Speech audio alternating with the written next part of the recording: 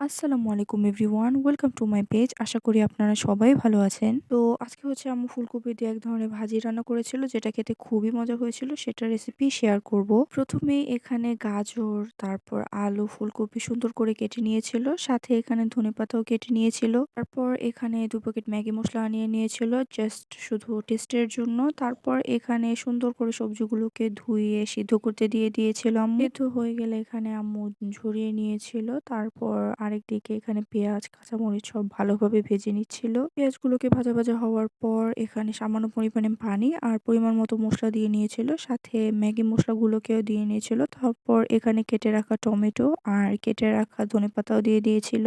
তারপর সেগুলোকে ভালো করে কষানোর পর সিদ্ধ করে রাখা সবজিগুলোকেও দিয়ে দিল। তারপর সবজিগুলোকে দিয়ে দেওয়ার পর এখানে আম্মু ভালো করে মসলার সাথে মিশিয়ে নিচ্ছিল যাতে করে সব জায়গায় মসলা ছড়িয়ে ছিটিয়ে যায়। তারপর এখানে পরিমাণ মতো লবণও দিয়ে নিয়েছিল। তো এই তো ফুলকপির ভাজি রান্না হয়ে গেল। জানাবেন অবশ্যই রেসিপিটি কেমন হয়েছে।